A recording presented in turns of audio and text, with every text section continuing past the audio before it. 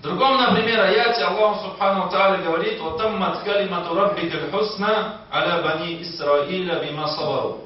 Аллах Субхану Тааля в этом аяте говорит о великом своем даре, своей милости и большой своей награде, которую Аллах Субхану Тааля в какое-то время дал израильтянам.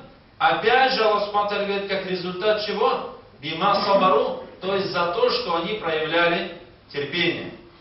Также в одном из аятов Аллах Субхану Тааля в суре Нахль говорит: «Валинаджзиянна алладина сабару аджрахум биахсани ма кану я'малун». И мы наградим тех, которые проявляли терпение, наилучшей наградой. Биахсан, то есть наилучшей наградой.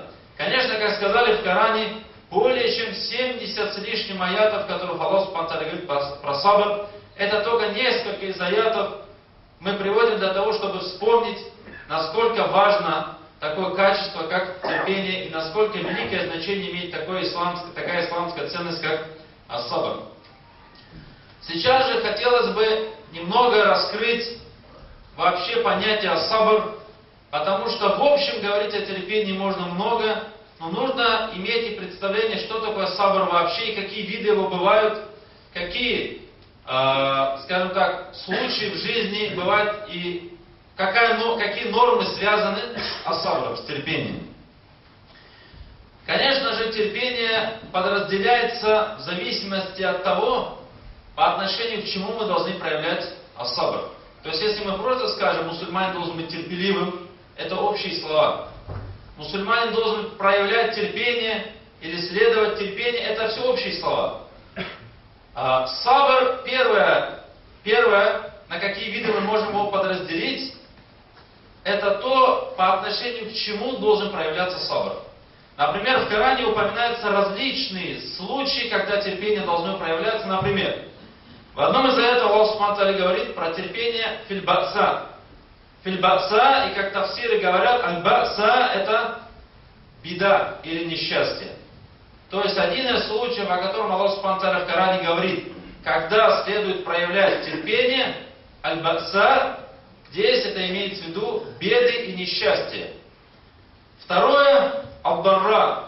В Коране в нескольких местах Аллах Субхану Тааля говорит о проявлении терпения во время аль-дарра, и как тафсиры говорят, аль-дарра — это бедность или какой-то недостаток. Это бедность или какой-то недостаток. И также, например, вахин аль-бас, Аллах Субхану Тааля говорит о проявлении терпения. Вахин аль-бас в этих аятах, когда говорится аль-бас, как тафсиры говорят, это чья-то вражда или чья-то даже война против тебя или чье-то зло. То есть проявление, то есть когда человек или какие-то люди делают по отношению к тебе несправедливость, зло, или наносят тебе вред, или враждуют с тобой, или даже воюют с тобой. То есть это только несколько, как мы видим в Коране. То есть если просто говорить о терпении, это будет, скажем так, слишком обобщенно, непонятно. Но если разобраться и попробовать создать классификацию аятов, в которых говорится о терпении, мы увидим, что в некоторых аятах говорится о терпении в бедности.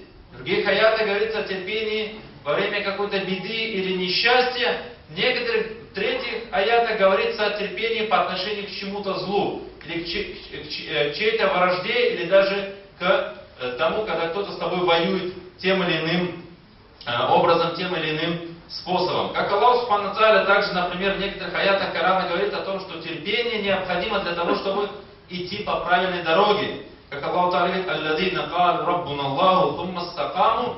Те, которые сказали: Аллах наш Господь, тумма стакаму. Что такое истакаму? Сказали тафсиры, что это не просто сказали Аллах наш Господь, то есть уверовали и приняли ислам, но они дальше шли до конца по этой дороге. То есть, проявляя терпение до конца, прошли эту дорогу. То есть, четвертый случай, в котором Аллах Субхану Тааля призывает нас следовать терпению, это идти. То есть, не просто сказать: я мусульманин, я уверовал, или Аллах мой Господь, а истакаму, то есть дальше шли по этой правильной дороге до конца этой правильной дороги.